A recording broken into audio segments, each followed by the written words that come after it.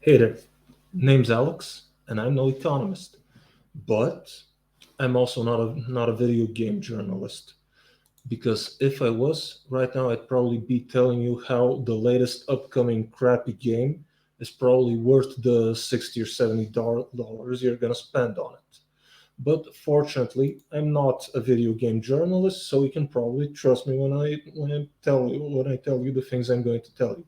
And I'm here today actually to tell you that I, as an investor, would avoid investing in the video game industry, even though I do currently own some Intel stocks, and I've previously in the past held some both Nvidia and AMD stocks, even though I've sold, and I'm mad that I sold when I did, but it wouldn't be me if I didn't make the occasional investment blunder. Now would I? Anyway, I also uh, I also hold some Taiwan semiconductor manufacturing stocks, but those are all chip and hardware manufacturers and not video game publishers. But why, maybe you ask, would I stay away from investing in the video game industry? For all of you young people, it's been something like 10, almost 10 years now since the Gamergate scandal blew up.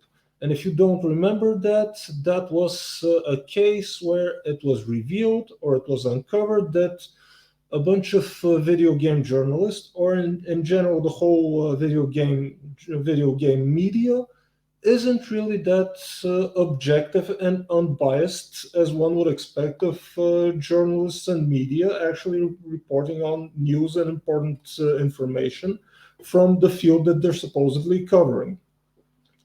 Like, for example, uh, they would occasionally write more favorable and favorable and praising articles and reviews of games that weren't exactly that praiseworthy in exchange for some favors, preferential treatment, and including some favors of a sexual nature.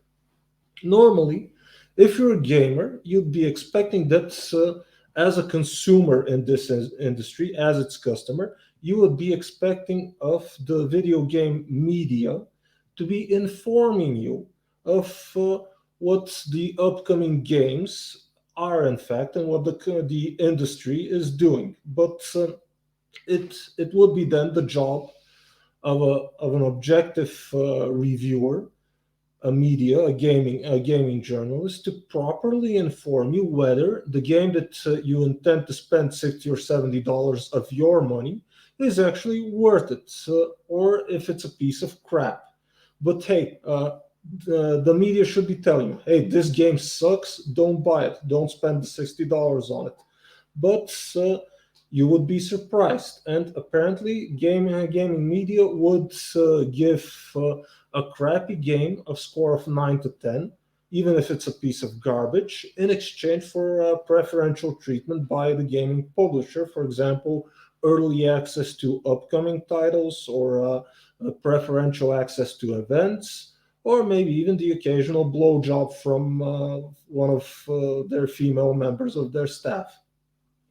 And you really can't trust media when it's sometimes quite literally in bed with the industry that it's supposed to be covering.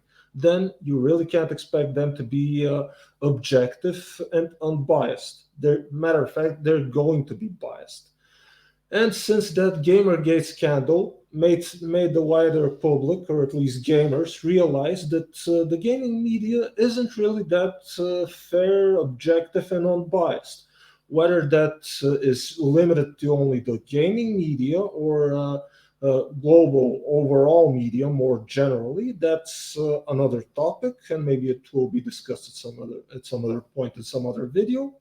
But anyway, what did the gaming industry, not just the media, but also the gaming industry, do in response to that scandal? How did they react to the fallout?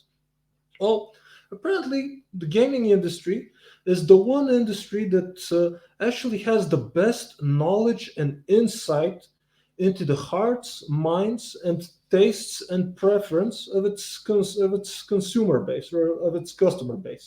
Apparently, the gaming industry claims to know for a fact that all of its audience in its entirety, all of their customers, the gamers, are in fact sexist, racist, misogynistic, homophobic, transphobic, Islamophobic, I'm running out of fingers, xenophobic, fascist, Nazi, right wing, basement dwelling incels.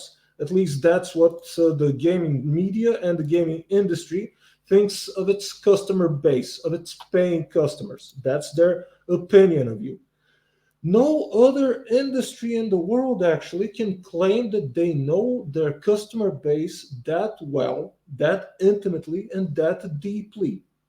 Other industries have to expend large sums of millions of dollars in research and marketing to find out what their customers actually are, what their preferences are, and what they really want, so that they can sell it to them.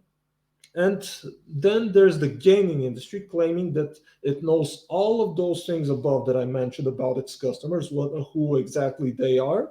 And armed with that knowledge, what do you think that the gaming industry does?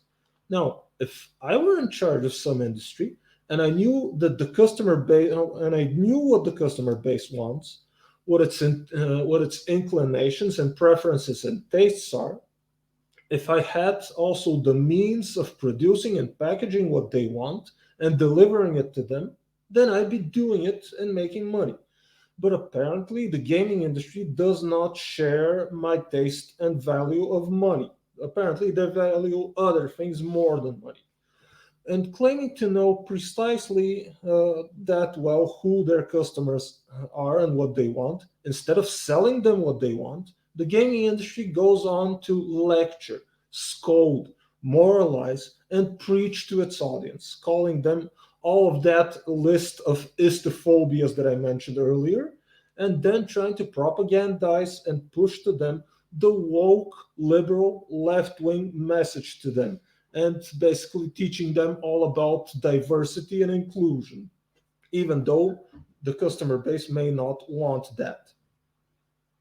But hey, if you happen to like a gaming company and you know that they're gonna come out with a game that's supposed to be good, you expect it to be good, well, that's your money. Go ahead, buy the game.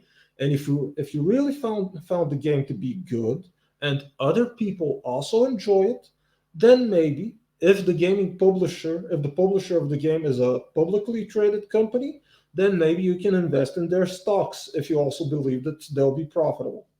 But hey, since no one has a crystal ball, if you have one, use it wisely, use it responsibly. It's your money, and don't take any unnecessary risks. A reminder that we don't give investment advice here on this channel. And because anyway, it's your money, invested wisely and responsibly.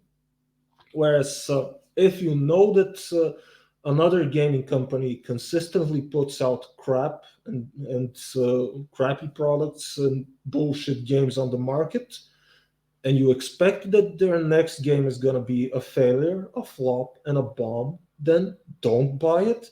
And if possible, also maybe you can go short their stocks if you expect that they will end up losing money on this investment, because producing a video game is a multi-million, potentially even billion-dollar endeavor, and if they can't break even, then they're at a loss. Because you know what's the biggest mistake of the gaming industry? Why does the gaming industry insist on alienating its customers, giving up the opportunity to take their money? Why does it care? Why does it care if their paying customers are Nazis, homophobes, sexists, or incels? Why don't they just profit off of them? Let's say I want to sell you this pen. You remember probably that phrase from The Wolf of Wall Street: "Sell me this pen." Now, if I want to sell you this pen, I don't really care if you're a Nazi or a Jew, or if you're white or you're black, or if you're a homophobe or a homosexual. Why would I care about such things? I wouldn't care if you're an atheist, a Christian, a Muslim, or a Buddhist. I don't care if you're a xenophobe or an illegal alien. Hell, I don't really care if you're a space alien from Mars for that matter. I got this pen and I want some money. Whereas you happen to need a pen right now and you happen to have some cash. Well, good deal. Pleasure doing business with you. There's no money in me calling you a racist or any other gamer words if I want to sell you a pen. But I also want to send a very important message to you, the viewer, the gamer, the investor, the consumer. If you as an individual, you have more power than they want you to believe, especially when organized with other like minded individuals such as yourself. You can make whole industries kneel. You can make them submit by voting with your money, with your wallet, with your investments. Remember Wall Street bets? Remember GameStop or AMC? You did that. People like you made Wall Street suffer, and you made hedge funds lose millions and their collective shit.